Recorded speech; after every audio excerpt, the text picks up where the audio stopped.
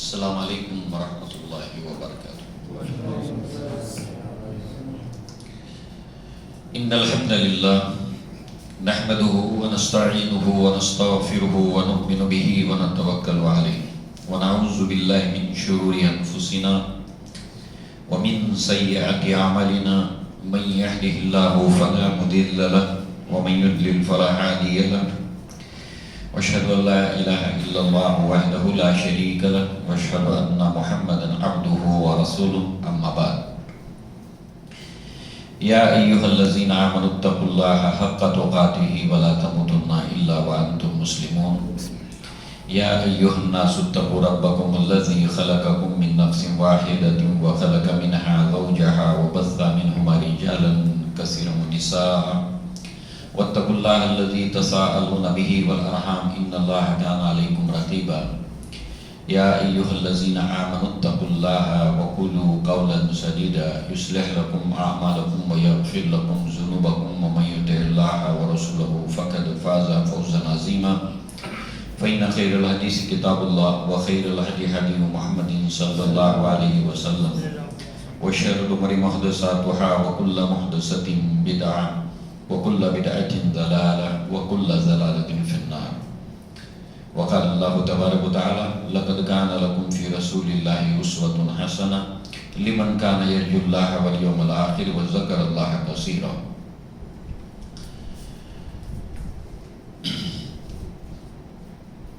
سیرت النبی صلی اللہ علیہ وسلم کے سلسلے بیان میں گزشتہ درس میں ہم نے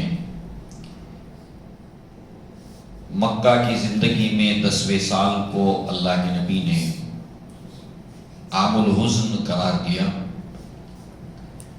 اس کی وجہ ہم نے دیکھی، ابو طالب کا انتقال ہو جانا، گویا کہ قبیلے کی حمایت کا ختم ہو جانا۔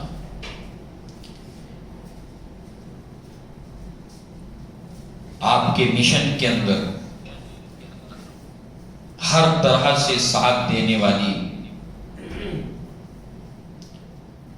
حوصلہ ہو، تسلی ہو، مال ہو، جو اس گھر کی چار دیواری میں اللہ کے نبی کو جو ایک سپورٹ تھا وہ بھی ختم ہو گیا، اندر بھی باہر بھی۔ اب اندازہ کریں کہ آپ دشمنان اسلام کے لیے کتنی بڑی بات تھی، ان کے حوصلے بلند کرنے کے لیے، ان کی ہمت بڑھانے کے لیے۔ مگر دوسری طرف ایک مسلمان کو یہ سوچنا چاہیے کہ اللہ تعالیٰ اپنے محبوب رسول کو اور محبوب بندوں کو اس طرح کے حالات سے گزارتا ہے۔ اللہ ان ظالموں سے محبت نہیں کرتا ہے، یعنی پورا موقع کفار اور مشرکین کو مل رہا ہے، پورا موقع۔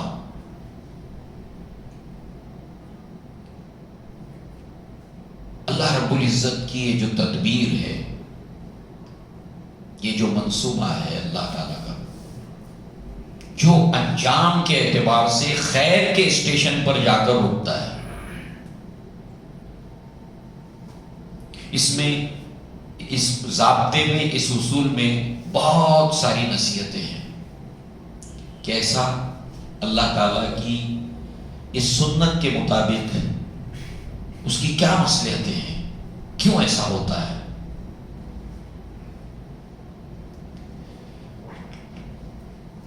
اللہ کے نبی صلی اللہ علیہ وسلم نے اس کو عام الحزن قرار دیا۔ ظلم کی شدت بڑھ گئی، تکلیف دینا، ایذا پہنچانا بڑھ گیا اللہ کے نبی صلی اللہ علیہ وسلم کو۔ 10 سال تک اللہ کے نبی صلی اللہ علیہ وسلم نے خوب محنت کی، تندگی کے ساتھ، خوب جی جان سے دن رات جو ہے وہ اپنی جان لگا دی اللہ کے نبی نے اس دعوت کے اندر، تبلیغ کے اندر۔ اور مکہ اور اس کے قریب اطراف میں سے ہر گھر اور ہر قبیلے میں سے کوئی نہ کوئی عورت، مرد، بچہ، بوڑھا، جوان، آزاد، غلام اسلام میں داخل ہوئے ہیں۔ اب دیکھیے ہجرت کو ابھی صرف 3 سال باقی ہیں، 3 سال باقی ہیں۔ قرآن میں کہیں بھی آپ پڑھیں گے کہ کسی بھی نبی کی جب ہجرت کا وقت آتا ہے تو گویا کہ اس ہجرت کے وقت کا مطلب یہ ہے، انڈیکیشن یہ ہے کہ اللہ اس نبی کو اب ہجرت کی اجازت دے گا۔ اللہ سب کچھ جاننے والا ہے، یعنی جتنا خیر اس بستی سے نکلنا تھا وہ اب نکلنے کو ہے، اب کوئی خیر نکلنے کو نہیں۔ جیسے کہ چھاچھ کو پھینٹا جاتا ہے، خوب پھینٹتے تو جتنا مکھن نکلنا ہے نکل آتا ہے، اور اب نکالنے والے کو لگتا ہے کہ اب اس میں سے کچھ نکلنے کا نہیں، یعنی بس یہ کہ آخری مرحلے میں ہر قبیلے ہر خاندان میں سے نکل رہے تھے۔ اور اللہ کے نبی کے دعوت و تبلیغ کا جو سٹیجز ہیں اس کے اندر مکہ ومن حولہا اور اس کے آس پاس کا علاقہ، تو اللہ کے نبی صلی اللہ علیہ وسلم کی نگاہیں اٹھتی ہیں کہ اب مکہ کو چھوڑ کر کوئی اور شہر بستی کی طرف اپنے دعوت و تبلیغ کا زور وہاں لگایا جائے، ادھر سے جتنا نکلنا تھا نکلا ہے۔ اور پھر حالات یہ ہیں کہ یہ لوگ اب اللہ کے نبی صلی اللہ علیہ وسلم کو اگر پناہ نہیں ملتی ہے تو مکہ میں رہنے بھی نہیں دیں گے۔ لہذا اللہ کے نبی صلی اللہ علیہ وسلم کی نگاہ طائف کی طرف جاتی ہے۔ اب اللہ کے نبی کی زندگی میں انٹرسٹ رکھنے والے، کیونکہ کسی کی زندگی میں اللہ کے نبی کی زندگی میں دلچسپی رکھنے کا مطلب یہ ہے کہ اللہ کے نبی سے محبت۔ انسان جس سے بھی محبت کرتا ہے اس کے تعلق سے وہ بہت کچھ جاننا چاہتا ہے۔ سوال، اور اللہ کے نبی میں جتنا ہم دلچسپی لیں گے اتنا فائدہ ہوتا ہے ہم کو۔ سوال یہ ہے کہ آس پاس میں اور بستیاں تھیں، اللہ کے نبی نے اس بستی کا انتخاب کیا کیوں؟ وائی؟ اللہ کے نبی کیا سوچتے تھے؟ قبائلی سسٹم طائف میں بھی تھا، ٹرائبل سسٹم، قبائلی سسٹم مکہ میں بھی تھا، زیادہ تر مکہ کے اندر عرب کے اندر ٹرائبل سسٹم تھا۔ پھر جب عرب ختم ہونے لگتا ہے، سیریا وغیرہ کی طرف جانے لگتے ہیں، تو وہاں پر جو ہے وہ رومن ایمپائرز کے گورنرز ہوتے تھے اور وہاں پر کنگ شپ تھی، مگر یہاں پر ٹرائبل سسٹم تھا۔ اور ٹرائبل سسٹم کے اندر ایک سائیکولوجی ہوتی ہے، ایک نفسیات ہوتی ہے۔ مثال کے طور پر ٹرائبل سسٹم کے اندر بیٹوں کو بڑی اہمیت ہوتی ہے۔ بیٹوں کو آج بھی ہندوستان میں اہمیت ہے، بہت سے لوگ دیتے ہیں، خاص کر کے غیر مسلمین بیٹی کے مقابلے میں بیٹے کو زیادہ اہمیت دیتے ہیں، ان کا ٹریٹمنٹ بھی جو ہے اس طرح کا، اس نوعیت کا ہوتا ہے۔ یہاں بھی بیٹوں کو آج بھی اہمیت ہے، 1500 سال گزر جانے کا بیٹوں کی اہمیت وہاں بھی ہے، مگر ان کے پاس جو بیٹوں کی اہمیت کا ریزن ہے وہ یہاں پر نہیں ہے۔ تو ٹرائبل سسٹم کے اندر جب بہت بیٹے، جیسے یوسف علیہ السلام کے جو بھائی تھے 10 بھائی، انہوں نے کیا کہا؟ ہمارے ابا غلطی پر ہیں۔ کیوں غلطی پر ہیں؟ نحنو عصبۃ، ہم ایک پورا کے پورا جتھا ہیں، اگر کبھی ہمارے قبیلے پر کوئی سنکٹ آئے گا، کوئی مصیبت آئے گی تو یہ دونوں بچے ہیں، بنیامین اور یوسف، یہ کیا اپنے قبیلے کا حفاظت کر پائیں گے؟ حفاظت تو ہم کریں گے۔ تو زیادہ کس کو چاہنا چاہیے؟ ہم کو چاہنا چاہیے۔ تو یہاں پر قبیلے کی سیکیورٹی، قبیلے کا دفاع، جتنے مرد قبیلے میں ہوں گے ہٹے کٹے، وہ قبیلہ اتنا عزت کی نگاہ سے دیکھا جائے گا۔ اس اعتبار سے اس ٹرائبل سسٹم کے اندر اللہ کے نبی صلی اللہ علیہ وسلم نے منتخب کیا طائف کو۔ یہ مکہ کے شمال جنوب میں ہے، ساؤتھ ایسٹ کے اندر ہے، اور کم و بیش 60 کلومیٹر کے فاصلے کے اوپر ہے۔ جغرافیکل لوکیشن ایسا ہے کہ یہاں کی آب و ہوا بہت اچھی ہے، اور بالکل یہاں سے قریب حلیمہ سعدیہ کا قبیلہ، مکہ کے لوگ ان علاقوں میں اپنے بچوں کو دودھ پلانے کے لیے کسی دائیا کے حوالے کرتے تھے جہاں کی آب و ہوا اچھی ہو بچے کی ہیلتھ کے لیے۔ تو طائف جو ہے وہ ایک تو پہاڑی علاقہ تھا اور بہت ہی صحت افزا علاقہ تھا، آب و ہوا بہت اچھی تھی، زمین زرخیز اور شاداب تھی، پھلوں کی پیداوار ہوتی تھی کثرت سے، آج بھی ہوتی ہے. لہذا جو ہے وہ وہاں پر جو پھل بکتے ہیں وہ بھی بڑا انٹرسٹنگ ہے. ان کے جو چونکہ پھلوں کی پیداوار ہوتی ہے تو وہ گاڑیوں میں بھر بھر کے لاتے ہیں، اور ایسا کلو 2 کلو والا حساب نہیں ہے، پورا کٹن اور پیٹی ہوتی ہے، اس کو آپ نے پورا لینا ہوتا ہے. وہی قریب میں پھلوں کے باغات ہوتے ہیں. تو بڑا ہی یہ اچھا علاقہ تھا، پھلوں کی پیداوار یہاں پر ہوتی تھی.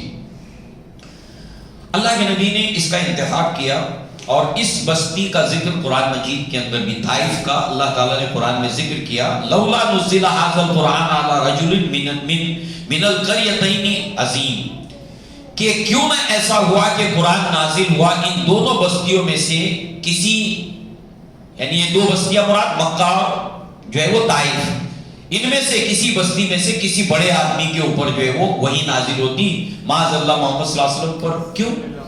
ان دونوں شہروں میں سے بستیوں میں سے کسی بڑے. تو اس کے اندر جو 2 بستیوں سے مراد ابن عباس رضی اللہ عنہما، اکرمہ رضی اللہ عنہما فرماتے ہیں کہ اس سے مراد مکہ ہے اور طائف ہے. اب اللہ کے نبی نے اس کا انتخاب کیا تو اللہ کے نبی کے جو پر دادا تھے ہاشم بن عبد مناف، جن کا مدینہ میں دوران سفر انتقال ہوا تھا، تو ہاشم بن عبد مناف جو اللہ کے نبی کے پر دادا ہیں، ان کی والدہ، ان کی ممی عاتقہ، وہ بنو ثقیف سے تعلق رکھتی تھی. یعنی اللہ کے نبی صلی اللہ علیہ وسلم کے پر دادا کی والدہ بنو ثقیف سے تعلق رکھتی تھی. اللہ کے نبی نے اس بستی کا انتخاب کیا. یعنی اللہ کے نبی جب اس بستی میں جائیں گے، اپنے آپ کو انٹروڈیوس کریں گے نبی کے سوا، تو ایسی صورت کے اندر جو ہے وہ، اچھا یہ چیز آپ کو کثرت سے دیکھنے کو ملے گی. جس وقت حج کا موسم ہوتا تھا تو اللہ کے نبی کے ساتھ ابو بکر صدیق ہوتے تھے، اور ابو بکر صدیق ہسٹری کے بہت بڑے جانکار تھے. کون سی ہسٹری؟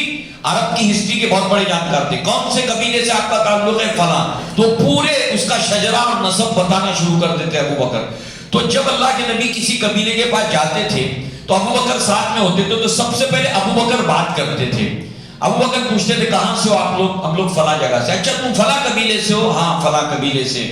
تو پھر اللہ کے نبی بھی اس کو سنتے تھے. تو اس طریقے سے جو ہے وہ جو رشتے، جو اس کا جو نیٹ ہے، مکہ کے ساتھ میں رشتوں کا جو نیٹ ہے، وہ گویا کہ ایک پہلے انٹروڈیوس ہوتا تھا. تو بات کو قبول کرنے میں، ماننے میں تھوڑی ایک نرمی اور ایک گراؤنڈ تیار ہوتا تھا. یہ مصلحتیں، یہ حکمتیں، یہ سب دعوت و تبلیغ کے اندر ہمیں اللہ کے نبی اور صحابہ کی زندگی سے سیکھنے کو ملتی ہیں. لہذا آپ کے پردادا ہاشم کی والدہ عاتقہ یہیں سے تھی. اس کے علاوہ اللہ کے نبی کی رضائی ماں حلیمہ سعدیہ، یہ ان کی جو حلیمہ سعدیہ کی جو چچا زاد رشتہ داری بھی بنو ثقیف کے اندر تھی. لہذا اللہ کے نبی صلی اللہ علیہ وسلم نے یہ سفر جو کیا پیدل کیا. اب سوال، اللہ کے نبی سواری کے ساتھ جا سکتے تھے، مگر آپ نے 60 کلومیٹر کم و بیش سفر پیدل کیوں کیا؟ مکہ کے حالات ایسے نہیں تھے. مکہ کے اندر اللہ کے نبی صلی اللہ علیہ وسلم کی جان کو خطرہ تو 7ویں سال سے تھا. تو ابو طالب کیا کرتے تھے؟ رات میں سلاتے ایک جگہ پر تھے، جب سب سو جاتے تو اللہ کے نبی کی پلیس کو بدل لیتے تھے. تو اب تو 10واں سال تھا.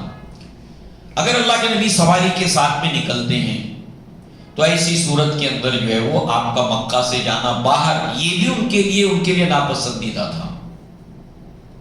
تو اللہ کے نبی جیسے نارمل پیدل چلتے ہوئے کہ ہاں آدمی پیدل چل رہا ہے تو یہیں کہیں جا رہا ہوگا، تو اللہ کے نبی صلی اللہ علیہ وسلم پیدل جاتے ہیں اور 60 کلومیٹر. اور دوسرا یہ کہ راستے کے اندر آپ کا مشن ہے، آپ نبی بنائے گئے ہیں، تو جہاں جہاں راستے میں کوئی لوگ بستی ملے گی تو ان کو اسلام کی دعوت دیتے دیتے دیتے دیتے دیتے وہاں تک پہنچنا منشا اور مقصد تھا. تو بہرحال آپ نے پیدل سفر، اور آپ کے ساتھ صرف آزاد کردہ غلام زید بن حارثہ رضی اللہ عنہ، 2 لوگ ہیں، پیدل وہاں تک جاتے ہیں. لہذا سب سے پہلے آپ بنو ثقیف کے 3 سرداروں کو منتخب کرتے ہیں، بنو ثقیف کے 3 سردار۔ اب ظاہر سی بات ہے کہ اللہ کے نبی صلی اللہ علیہ وسلم نے جب بھی کسی قبیلے سے گفتگو کی تو سردار سے پہلے بات کی، اس کے ماتحتوں کے مقابلے میں۔ جب اللہ کے نبی نے صلح حدیبیہ ہوئی تو اس کے بعد آپ نے دعوتی خط لکھ کر اپنے صحابہ کو ایک ایمبیسیڈر کی حیثیت سے، ایک دت کی حیثیت سے مختلف بادشاہوں کے دربار میں دعوتی خط دے کر بھیجا۔ ڈائریکٹ بادشاہوں کو خط لکھا، قبیلے کے سرداروں کے سامنے بات رکھی اور بادشاہ۔ تو ٹرائبل سسٹم میں ایسا ہوتا ہے کہ اگر جو ہے وہ سردار کسی چیز کو مان لے تو پھر نیچے جو ہے قبیلے کے لوگ اس کو ایکسپٹ کر لیتے، یہ ان کا نیچر ہوتا ہے، جہاں سردار وہاں ہم۔ تو لہذا جو ہے وہ اللہ کے نبی صلی اللہ علیہ وسلم نے 3 سردار جو وہاں کے تھے بڑے، اور یہ تینوں کے تینوں بھائی تھے۔ کون کون ہیں یہ؟ نمبر 1 عبد یالے، مسعود بن عمرو اور حبیب بن عمرو، یہ تینوں بھائی ہیں۔ ان تینوں سرداروں کے پاس یکے بعد دیگرے دعوت رکھی۔ ان میں سے ایک جو تھا وہ قریش کا داماد بھی تھا، یعنی اس کی جو بیوی تھی وہ مکہ کی تھی۔ تو اس اعتبار سے جو ہے وہ یہاں پر ان 3 سرداروں کے سامنے سب سے پہلے دعوت عبادت، ایک اللہ کی عبادت کی دعوت، دعوت اطاعت، اللہ کی عبادت کرو، اطاعت میری کرو، اور اسلام کی مدد کرو، نصرت، اللہ تعالیٰ کے دین کی نصرت۔ تو ظاہر سی بات ہے اسلام کا یہ وہ دور تھا کہ جب اسلام کو سپورٹ، اپنا مال، اپنی جان، اپنی صلاحیتیں، کیونکہ یہ ابتدا میں ایک اجنبیت کا شکار تھا، ظالم طاقتیں اس کے اوپر غالب تھیں، اور سماج کے اندر وہ ایک اجنبی کی حیثیت سے تھا جس کو کوئی پہچانتا نہیں، ہر ایک کے لیے وہ نیا ہے۔ بدأ الاسلام غریبا وسیعود کما بدأ، کہ اسلام پہلے زمانے میں اجنبی تھا، آخری زمانے میں پھر ایسا ہی ہو جائے گا۔ تو اس زمانے میں جب وہ اجنبی تھا تو اس کے سپورٹرز کی، اس کے حمایت کی اس کو ضرورت تھی، ایسے آخری زمانے میں بھی اجنبی ہو جائے گا۔ تو اس اوریجنل ٹیکسٹ کو، اس اوریجنل اسلام کو سوسائٹی اور سماج میں پیش کرنے کے لیے آج بھی حمایتیوں کی ضرورت ہے، جو اپنا مال، اپنی جان، اپنی صلاحیتیں اس کے لیے لگائیں، تاکہ جو اجنبیت ہے آج اسلام کو لے کر سوسائٹی کے اندر کے لوگ جس چیز کو اسلام سمجھ رہے ہیں، کیا وہ اسلام ہے یا اللہ کے نبی کا پیش کیا ہوا اصل اسلام وہ ہے جو آج۔ تو لہذا جو ہے وہ اسلام کی نصرت، 3 باتیں، اللہ کی عبادت، اطاعت میری، اور اسلام کی حمایت۔ لہذا اب تینوں نے جواب کیا دیا دیکھیے، اور اس بات کو یاد رکھیے کہ عائشہ صدیقہ رضی اللہ عنہا نے پوچھا تھا کہ اللہ کے نبی احد سے بھی زیادہ تکلیف کا دن آپ کی زندگی میں آیا ہے کیا؟ تو کہا کہ عائشہ طائف کا دن میرے لیے سب سے زیادہ تکلیف کا تھا، احد سے بھی زیادہ۔ اب ہم اسی کو دیکھ رہے ہیں کہ کتنی تکلیف اللہ کے نبی کو ہوئی تھی، ایموشنل ٹارچر، مینٹل ٹارچر، اور جسمانی طور پر بھی آپ کو پرسیکیوشن کا شکار ہونا پڑا تھا۔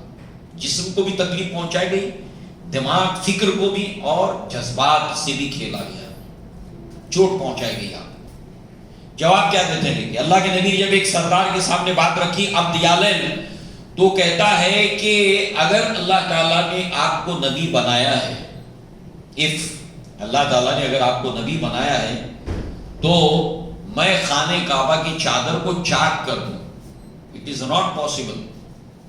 مطلب کیا ہے؟ ممکن ہے، میں تو خانہ کعبہ کی چادر پھاڑ دوں اگر اللہ نے آپ کو نبی بنایا۔ سوچئے یہ زہر بھرا تیر جو ہے زبان سے نکلا ہے، اللہ کے نبی صلی اللہ علیہ وسلم کے دل کو کتنی تکلیف پہنچی ہوگی، ایموشنل ہیراسمنٹ۔ بہرحال انکار بھی کیا، اللہ کے نبی صلی اللہ علیہ وسلم کے ساتھ اس طرح سے پیش آیا۔ دوسرے کے سامنے دعوت پیش کی تو اس نے کہا کہ اللہ تعالیٰ کو معاذ اللہ کی پناہ، اللہ تعالیٰ کو نقل کفر نہ باشد. یہ فارسی میں کہاوت ہے کہ میں کفر کو نقل کر رہا ہوں کہ انہوں نے کیا کہا تھا، میں کفر کہہ نہیں رہا، یہ وہ جو کہا ہے وہ میں نقل کر رہا. تو دوسرے نے کہا اللہ تعالیٰ نے قرآن میں نقل کیا، اللہ کے نبی صلی اللہ علیہ وسلم نے نقل کیا، ہمارے علماء اخلاق نے نقل کیا، کیونکہ اس کے بغیر گمبھیرتا بات کی سمجھ نہیں آتی ہے.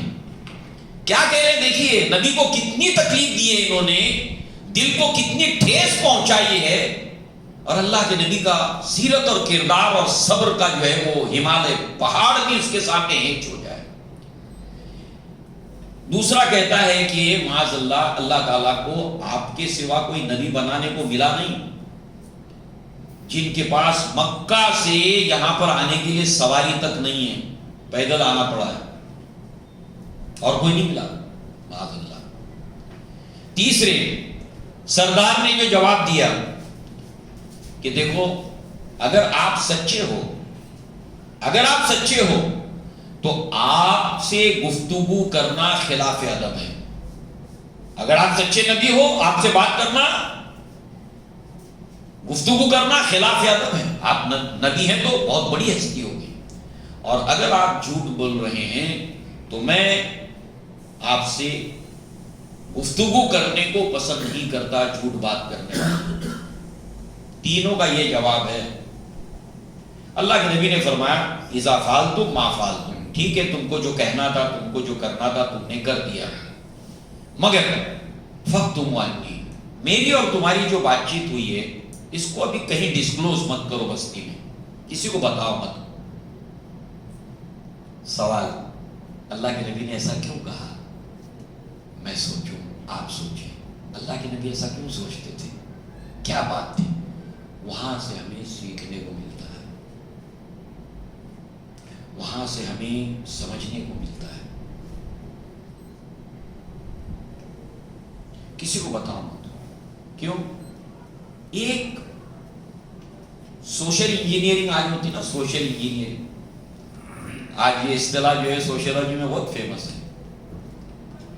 ایک رائے عامہ ہموار ہوتی چلی جاتی ہے. جب پہلے سے آپ نے کوئی بات سنی، آپ نے پہلی بار سنی، فریش مائنڈ سے نہیں، آپ نے سنی، اب آپ نے سننے کے بعد میں آپ نے اس کا ایک مطلب لیا، اور آپ نے اب اس پیغام کو اپنے لیے ہوئے پیغام کے ساتھ میں آگے فارورڈ کیا، تو ایک رائے عامہ، آپ کی نیگیٹو رائے عامہ ہموار ہوتی. اس لیے میری بات کو پہلی مرتبہ فریشلی ایک انسان کو سننے دو، تم اس کی رائے کو متاثر پہلے سے مت کرو، وہ فریش طور پر میری بات سن لے.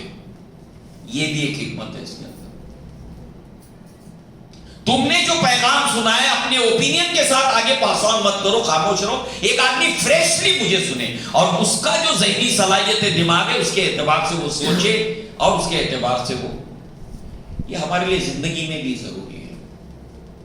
اللہ کے نبی صلی اللہ علیہ وسلم، ہمارے پرابلم جو سوسائٹی، سماج، فیملی کے سالو کرنے کے لیے یہ ضروری ہے کہ ایک انسان پہلی مرتبہ آپ کی بات کو فریش مائنڈ سے سنے، نہ کہ اس کی سوچ کو کوئی اور اپنے اوپینین سے متاثر کرے.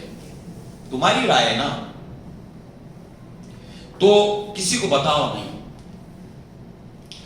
تو بہرحال انہوں نے تو مانا نہیں، اور جو ہے وہ باتیں پھیلانی شروع کر دی اللہ کے نبی صلی اللہ علیہ وسلم کے خلاف. بہرحال اللہ کے نبی صلی اللہ علیہ وسلم مسلسل وہاں پر لوگوں سے ملتے رہے، اپنے پیغام کو پہنچاتے رہے، اور اس طریقے سے جو ہے وہ دوسری وجہ جو ہے وہ اس کو جو نہ بتانے کی یہ تھی کہ یہاں سے پیغام طائف سے لوگ آ جا رہے ہیں، طائف سے لوگ آ جا رہے ہیں، کاروبار پھل لے کے جا رہے ہیں، آ رہے ہیں، رشتہ دار آ رہے ہیں، جا رہے ہیں، تو پھر یہ بات قریش تک بھی پہنچ جائے گی.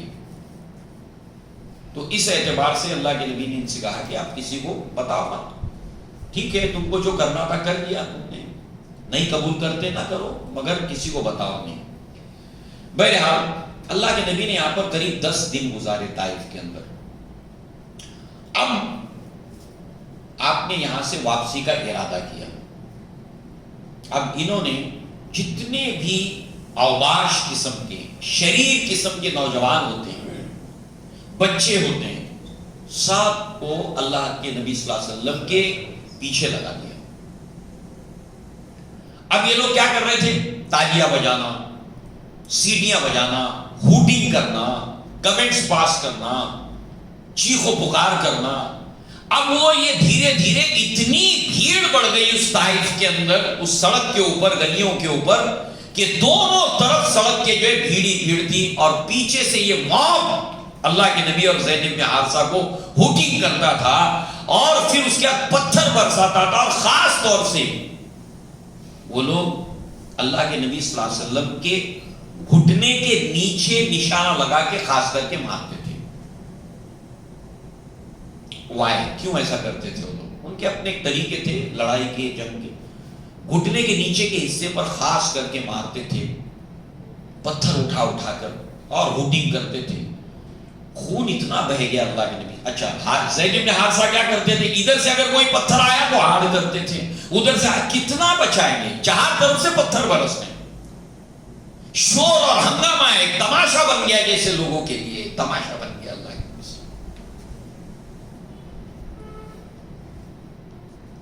پوری جان لگا کر زید بن حارثہ بچانے کی کوشش کر رہے ہیں۔ اللہ کے نبی صلی اللہ علیہ وسلم خود بھی زخمی، اللہ کے نبی بھی بھرپور زخمی، حتیٰ کہ وہ خون جو ہے پتھروں کی وجہ سے، زخم ہونے کی وجہ سے، وہ بہتے بہتے بہتے اللہ کے نبی صلی اللہ علیہ وسلم کے نالین کے اندر چلا جاتا تھا، اور وہ خون اور پاؤں جو ہے اللہ کے نبی کے چپک گئے تھے خون کی وجہ سے۔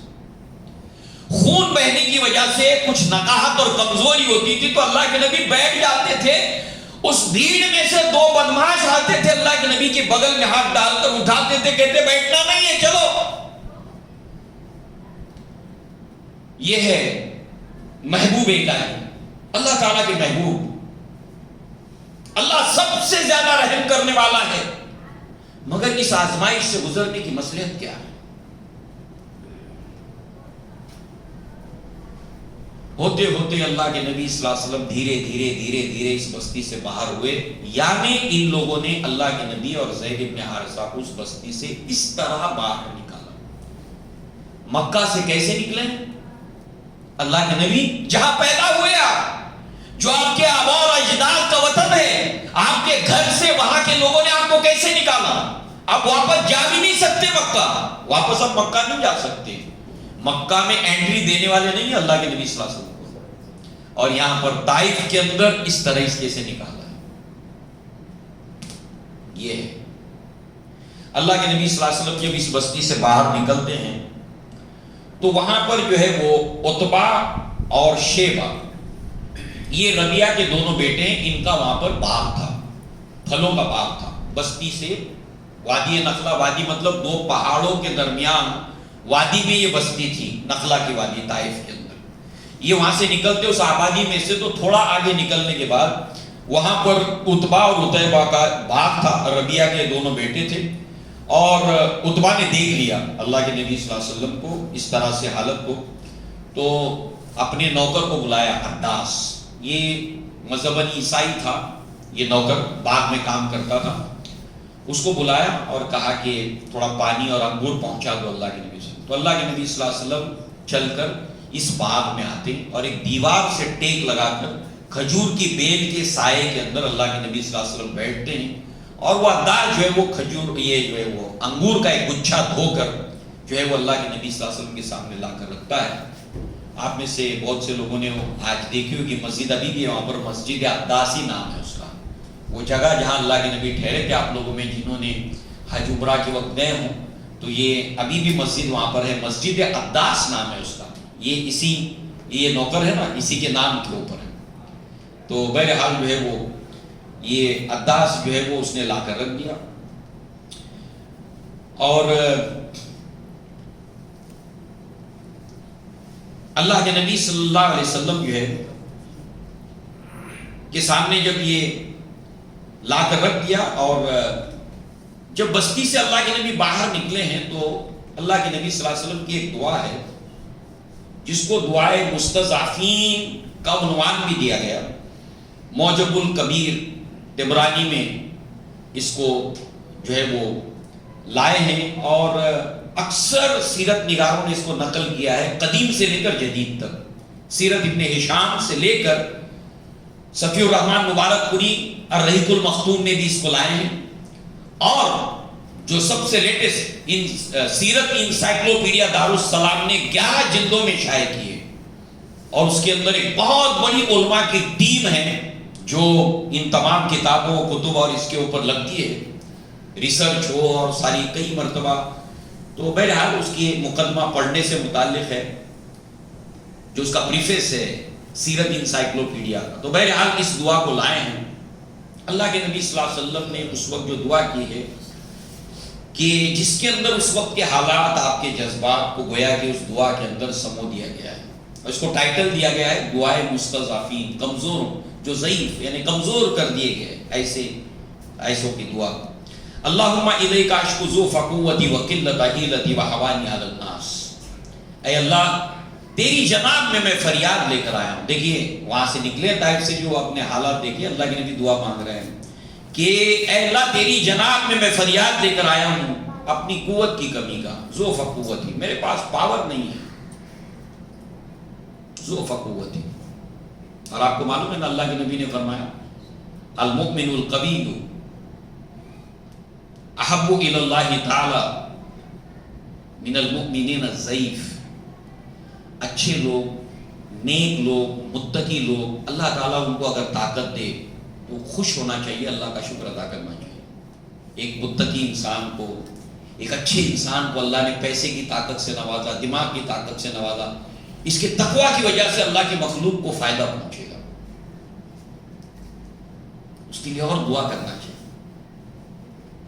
لہذا جو ہے وہ اپنی قوت کی کمی کا، ضعف قوتی وقلت حیلتی، میرے پاس ریسورسز نہیں ہے، وسائل نہیں ہے میرے پاس. وقلت حیلتی، پیدل آئے ہیں اللہ کے نبی صلی اللہ علیہ وسلم، وہ ایک حکمت بھی ہے. وسائل نہیں ہے. باطل کے پاس بہت وسائل ہے، اپنے وسائل کی کمی کی فریاد لے کر آیا. اچھا اس کے بعد تو پھر وسائل کے دروازے ایسے کھلنا شروع ہو گئے. وقلت حیلتی وحوانی علی الناس، اور لوگوں میں جو میری سبکی ہوئی ہے، یہ لوگوں کے اندر میں بے وزن کر دیا گیا. یہ دیکھو طائف کے لوگ جو چاہے میرے ساتھ کریں، بغل میں ہاتھ ڈال کے کہتے اٹھو، لوگوں میں ہلکا کر دیا گیا. وحوانی علی الناس یا ارحم الراحمین، اے رحم کرنے والوں میں سب سے بڑھ کر رحم کرنے والے. انت ربی، تو میرا رب ہے. انت رب المستضعفین وانت ربی، اے اللہ تو کمزوروں کا رب ہے. جو کمزور لوگ ہوتے ہیں مادی اعتبار سے، ہے اعتبار سے، جو چاہے ان کے ساتھ کر لیتا ہے ایک طاقتور انسان، ایسے کمزوروں کا تو رب ہے اور میرا بھی رب ہے. الی من تکلنی، اے اللہ تو مجھے کس کے حوالے کرتا ہے، کس کے سپرد کرتا ہے. الی بین یتجہمونی، کہ ایسے انسان جو میرے ساتھ سخت روی کا انداز اختیار کرتا ہے، میرے ساتھ سختی کا رویہ اختیار کرتا ہے.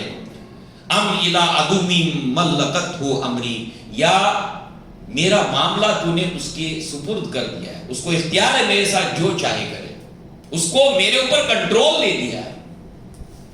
ان لم یکن بک علی غضب فلا ابالی، ہاں مگر اس طرح کی سچویشن میں بھی، بہت اہم بات ہے، اس طرح کی حالت میں بھی جو ہے اے اللہ تبارک و تعالیٰ اگر تیرا غضب میرے اوپر نہیں ہے، اگر تو مجھ سے ناراض نہیں ہے، تو پھر مجھے ان سب کی کوئی پرواہ نہیں.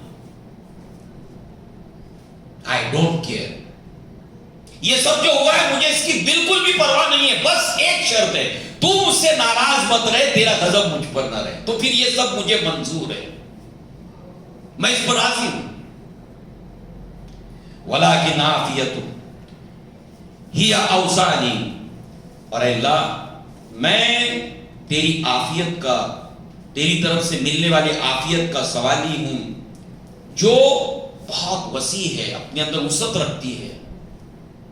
اعوذ بنور وجہک الذی اشرقت لہ الظلمات، میں تیرے اس چہرے کی نور کی پناہ میں آتا ہوں کہ جس سے اندھیرے دور ہو جاتے ہیں. وَصَلُحَ عَلَيْهِ أَمْرُ الدُّنْيَا وَالْآخِرَةِ، اور اس کے پناہ سے دنیا اور آخرت کے سارے میٹرز سالو ہو جاتے ہیں، حل ہو جاتے ہیں. من ان تنزل بی غضبک او یحل علی سخطک لک العتبی حتی ترضی. اے اللہ تعالیٰ میں تیری پناہ میں آتا ہوں کہ تیرا غضب، تیری ناراضگی، تیری سختی میرے اوپر نازل ہو، اور میرا مقصد، میرا مطلوب، میرا انٹینشن، میرا فوکس تجھے راضی کرنا ہے، تجھے راضی کرنا ہے، تجھے راضی کرنا ہے. اس وقت تک اس مشن کو، اس ضد کو جاری رکھنا ہے جب تک کہ تو راضی نہ ہو جائے. جب تک کہ تو راضی نہ ہو جائے اس وقت تک تجھے منانا ہے. یہ ہے اللہ کے نبی صلی اللہ علیہ وسلم یہاں پر اب اس باغ میں بیٹھے ہیں، انگور ہیں وہاں پر، عداس نے پیش کیے. اب عتبہ نے جو ہے وہ جب انگور پیش کیا، نینوا کے تھے یہ رہنے والے، عیسائی غلام تھے، تو انہوں نے کہا کہ لیجئے کھائیے. عداس نے کہا کہ لیجئے کھائیے. تو اللہ کے نبی صلی اللہ علیہ وسلم نے بسم اللہ کہہ کر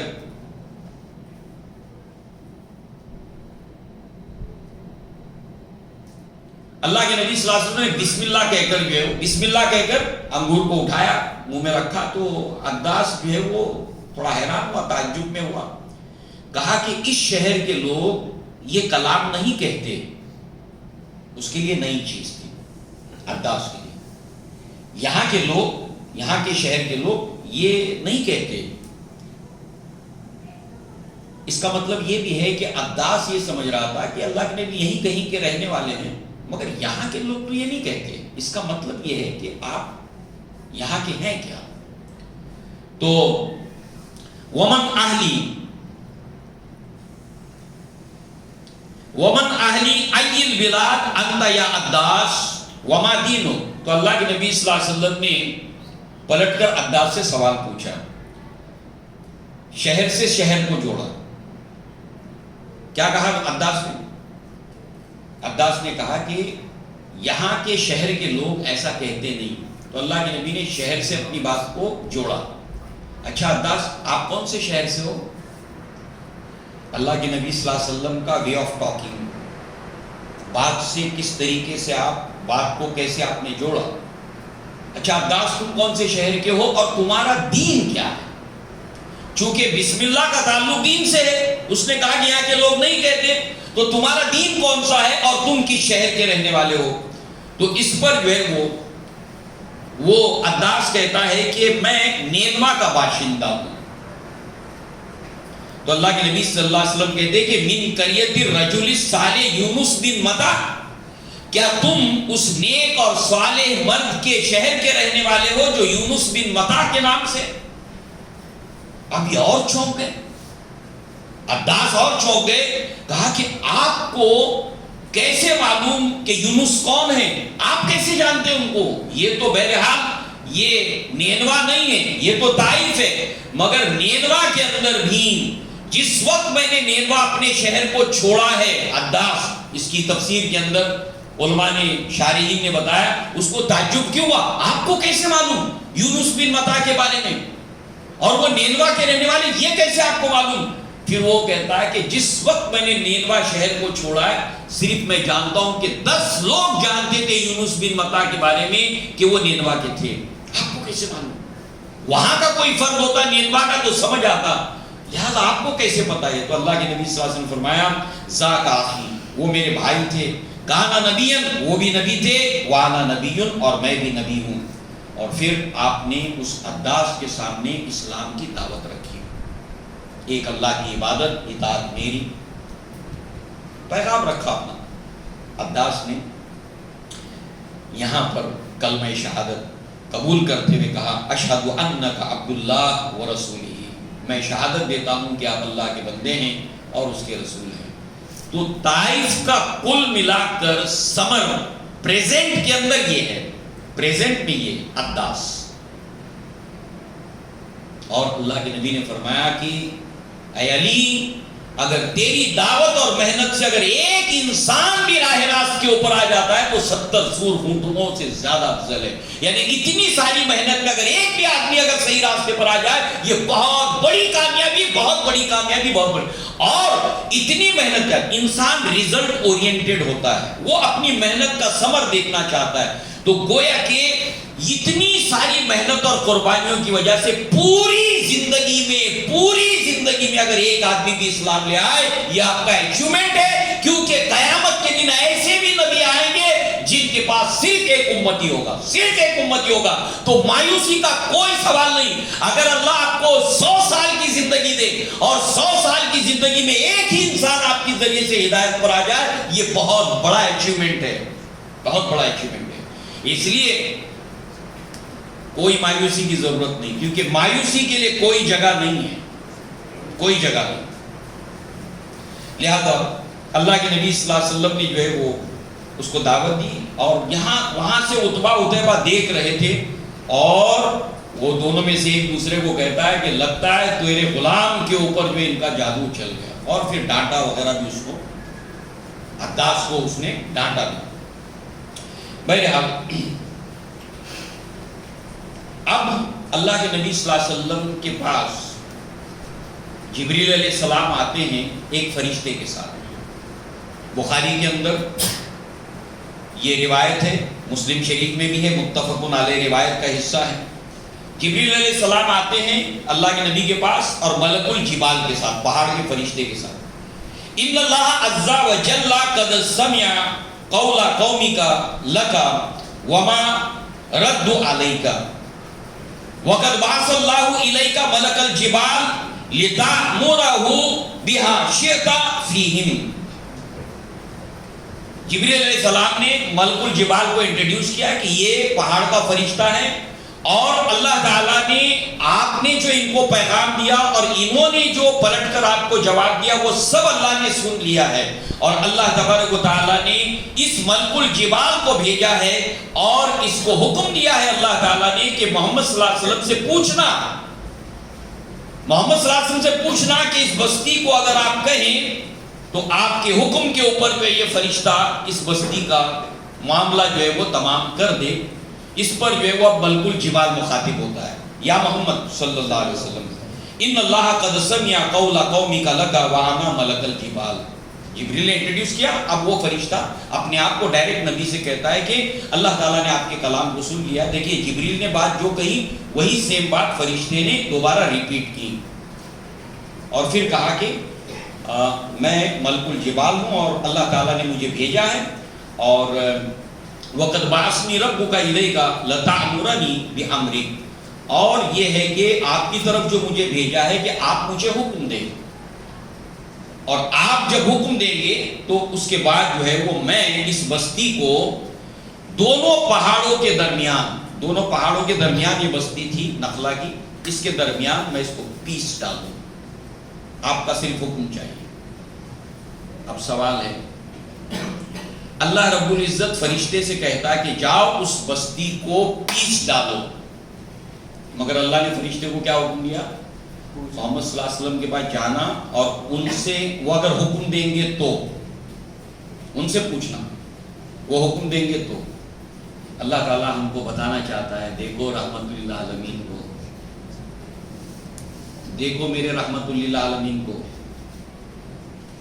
اور اللہ کے نبی صلی اللہ علیہ وسلم کا اس وقت حکم نہ دینا ہندوستان کے مسلمانوں پر بہت بڑا احسان ہے. اس طائف کے اندر آپ کا یہ دعا نہ دینا, فرشتوں کو حکم نہ دینا, ہمارے اوپر بہت بڑا احسان ہے, ہندوستان کے مسلمانوں پر بہت بڑا احسان ہے. کیسے بھی ہم دیکھیں گے آگے چل کر. لہذا جو ہے وہ اللہ کے نبی نے فرمایا بل ارجو, بلکہ میں یہ توقع یہ امید رکھتا ہوں اللہ تعالیٰ سے ان یخرج اللہ تعالی من اصلابہم من یعبد اللہ وحدہ لا یشرک بہ شیئا.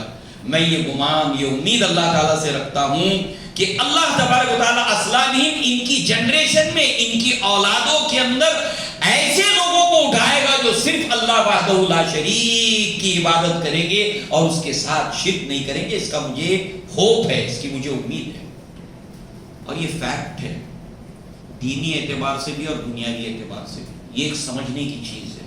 وہ کیا ہے؟ آج اگر جو ہے ایک جنریشن جو پاس آن ہو چکی ہے، 40 کراس کر چکی ہے، 50 کراس کر چکی ہے، وہ بہت ضد پہ اڑی ہوئی ہے. ابو جہل، عتبہ، عتیبہ، شیبہ، سب سن لیں آپ، مسجد کے جو لوگ ذمہ دار ہیں. یہ جو لوگ ہیں جو 40-50، ان میں بہت سارے ریزرویشنز، نام، سماج کیا بولے گا، بہت ساری چیزوں کو کمزور کر ڈالتی، تو وہ ضد اور ہٹ دھرمی پہ اڑے ہوئے ہوتے ہیں. مگر جو ان کی اولاد ہے، ان کے پاس کوئی مجبوری نہیں ہوتی ہے، ان کے پاس کوئی ریزرویشنز نہیں ہوتے، وہ فری ہوتے ہیں. جب فیس ویلیو کے اوپر کوئی بات ان کے سامنے پیش کی جاتی ہے، ان کو ایکسپٹ کرنے میں دیر نہیں لگتی ہے. دین دنیا دونوں میں رول لاگو ہوتا ہے. جنہوں نے نفسیات کا بہت گہرائی سے مطالعہ کیا، انہوں نے بتایا کہ 40 کے بعد انسان کو بہت مشکل ہے بدلنا. 40 کراس کر دینے کے بعد اللہ تعالیٰ جس کے اوپر رحم فرمائے، بہت ٹف ہو جاتا ہے، بہت ٹف ہو جاتا ہے. مگر اس کا مطلب یہ نہیں کہ ان کو نہ بتایا جائے. اللہ سید سلیمان منصور پوری رحمہ اللہ نے بتایا کہ اللہ کے نبی پر ایمان لانے والے 80% پلس سب ینگسٹرز تھے، 40 کے اندر والے تھے. اب دنیا کی ایک مثال دیکھیے، اس کو سمجھنا کتنا ضروری ہے.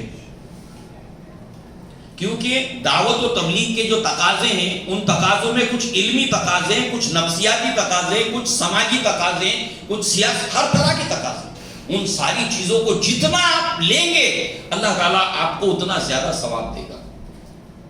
کیونکہ آپ اپنے کام کے اندر احسان پیدا کر رہے ہیں. اس کو سوفسٹیکیٹڈ میں کرنے کے لیے آپ بھرپور جتن کرتے ہیں. لہذا جو ہے وہ گیلیلیو، اس کے خلاف فتویٰ دیا مذہبی رہنماؤں نے. اس نے کہا زمین بیضوی ہے، چپٹی نہیں ہے. وہ لوگ بولتے تھے چپٹی ہے. زمین مرکز کائنات ہے، وہ کہتا تھا کہ نہیں، خود سورج کے گرد گردش کر رہی ہے. اب وہ پورا سماج ہل گیا وہاں پر. اب وہ فتویٰ جاری کیا کہ یہ گیلیلیو کو ننگے پاؤں گھر سے نکال کر یہاں پر زنجیروں میں جکڑ کر لاؤ. اس وقت اس کو بخار تھا، 70 پلس تھا. بہرحال لائے. اس کے سامنے سیدھا جو ایک ایگریمنٹ رکھا گیا کہ یہ ہے، تم بولو کہ تم نے جو کہا ہے کہ زمین بیضوی وہ غلط ہے، ہم جو کہتے وہی صحیح ہے. زمین مرکز کائنات ہے، تمہاری بات غلط ہے، اس کو ایکسپٹ کر لو. تمہیں اس بڑھاپے میں ہمیں سزا دینے میں کوئی دلچسپی نہیں ہے، مان لو. اس نے ایکسپٹ کر کے دستخط کر دیا. اس کے 100 سال گزر جانے کے بعد ایک بھی بچے کو وہاں پر پوچھئے کہ زمین چپٹی ہے تو بولے گا نہیں. ارے تمہارے دادا بولے نہیں. دین ہو یا دنیا ہو، ینگ جنریشن، اس کی وجہ کیا ہے، اس کے ریزنز کیا ہے، اس کے اسباب کیا ہے. تو میں اللہ تعالیٰ کی ذات سے یہ امید کرتا ہوں کہ ان کی جو نسلیں آئیں گی، انشاءاللہ وہ صرف اللہ وحدہ لا شریک کی عبادت کریں گے اور اس کے ساتھ کسی کو شریک نہیں ٹھہرائیں گے. محمد ابن قاسم ثقفی بنو ثقیف سے تھے، فاتح بن کر آئے. جب واپس جانے لگے تو ان کا اسٹیچو بنا کر لوگوں نے ان کی بھکتی کی عبادت کی. اسلام میں منع ہے، مگر ایسی پرسنالٹی تھی.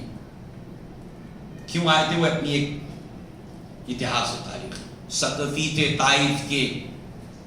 یہ اسلام کی بوچھار جو نارتھ انڈیا سے ہندوستان کے اندر داخل ہوئی ہے، اور ساؤتھ انڈیا کے اندر حیدرآباد کے اندر اور تھانہ کے اندر جو صحابہ آئے تھے، تھانہ ڈسٹرکٹ اور حیدرآباد ڈسٹرکٹ کے اندر جو صحابہ ہندوستان میں پہنچے، سمندر کے راستے سے ان کے اندر 2 صحابی ہیں. ایک حکم ابن حکم، یہ حکم جو ثقفی ہیں، یہ دونوں بھائی طائف کے رہنے والے ثقفی ہیں.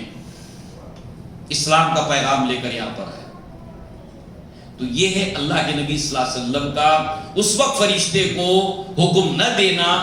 اس کا ہمارے اوپر بہت بڑا احسان بھی ہے کہ اللہ تعالیٰ نے اس طرح سے اسی طائف کے لوگوں کو ہندوستان کے اندر اسلام کا مبلغ بنا کر، دائی بنا کر، فاتح بنا کر بھیجا. کہ اللہ تعالیٰ نے ہمارے باپ داداؤں میں سے جس نے بھی قبول کیا، اللہ تعالیٰ اس کے درجات کو بلند کرے. جس نے ہمارے باپ داداؤں میں سے کسی کے سامنے سب سے پہلے اسلام پیش کیا، اللہ اس کو بھرپور اس کا اجر دے. کہ آج دنیا چاہے ایسے یا ویسے ویسے گزر جائے گی، مگر اللہ تیرا احسان ہے کہ تو نے ہمیں مسلمان بنایا، ہمیں مومن بنایا، دنیا تو ایسے ویسے گزر جائے گی۔ اصل چیز ہے آخرت، اصل بات ہے کہ ہم نے اپنی پیشانی کو اس کے سامنے ٹیکا جو اس کا حق رکھتا ہے۔ اللہ نے ہماری پیشانی کو داغدار ہونے سے بچایا، داغدار ہونے سے بچایا کہ ہماری ناک اور پیشانی غیر اللہ کے سامنے نہیں جھکتی۔ اللہ کا احسان ہے، یہ اللہ کا احسان، یہ اللہ نے ہم پر بہت بڑا احسان کیا۔ لہذا جو ہے وہ اس کے بعد جو ہے وہ فرشتہ کہتا ہے کہ انت کما سما کا ربو کا رؤوف الرحیم، کہ آپ بہت شفیق ہیں اللہ کے رسول صلی اللہ علیہ وسلم، اور اللہ تعالیٰ نے آپ کو رؤوف الرحیم کہا۔ کہاں کہاں؟ سورہ برات کے آخری آیت، لقد جاءکم رسول من انفسکم عزیز علیہ ما عنتم حریص علیکم بالمؤمنین رؤوف الرحیم۔ اللہ نے آپ کو رؤوف الرحیم کہا، بہت شفیق ہیں اللہ کے رسول صلی اللہ علیہ وسلم۔ اب اللہ کے نبی صلی اللہ علیہ وسلم یہاں سے نکلتے ہیں اور نخلا کی وادی میں پہنچتے ہیں۔ نخلا کی وادی کیا ہے؟ یہ بس ایک رات کا سفر ہے مکہ میں انٹر کرنے کے لیے۔ اللہ کے نبی طائف سے 60 کلومیٹر چل کے پھر واپس آئے پیدل زید بن حارثہ کے ساتھ۔ مکہ میں جانا ہے مگر جا نہیں سکتے، آپ نے یہاں پر وادی نخلا کے اوپر آپ رکے ہیں۔ یہاں سے مکہ میں انٹر کرنے صرف ایک رات کا سفر ہے مگر اندر جا نہیں سکتے۔ تو پھر آپ کیسے مکہ میں دوبارہ داخل ہوئے؟ اللہ کے نبی نے کون سا طریقہ اختیار کیا؟ اس کو ہم اگلی مرتبہ پڑھیں گے۔ اور نمبر 2، جب وادی نخلا میں اللہ کے نبی صلی اللہ علیہ وسلم تھے تو اللہ کے نبی نے صبح میں یہاں پر نماز پڑھی اور آپ نے قرآن کو بآواز بلند کیا، تو یہاں سے ایک جنات کی جماعت گزر رہی تھی اور انہوں نے اس قرآن کو سنا۔ تو پھر اس سفر کا جو اچیومنٹ ہے، جنات کی دنیا کے اندر اسلام کیسے داخل ہوا، اللہ کے نبی صلی اللہ علیہ وسلم کو انسانوں کے ساتھ ساتھ جنات کی طرف نبی اور رسول بنا کر بھیجا گیا۔ اس کے بعد اللہ کے نبی نے زید بن حارثہ کو جو بات کہی وہ بہت اہم ہے، کیونکہ زید بن حارثہ نے اس پورے سفر میں جو دیکھا تھا، اس کا ایک ایکسپیکٹڈ، متوقع ایک سوچ بننے کا امکان ہے، ایک احساس بننے کا امکان ہے، سب کچھ دیکھنے کے بعد کہ یہ اللہ کے نبی کے ساتھ اتنا سب کچھ ہوا اور ریزلٹ آؤٹ پٹ کیا ہے، بس اتنا۔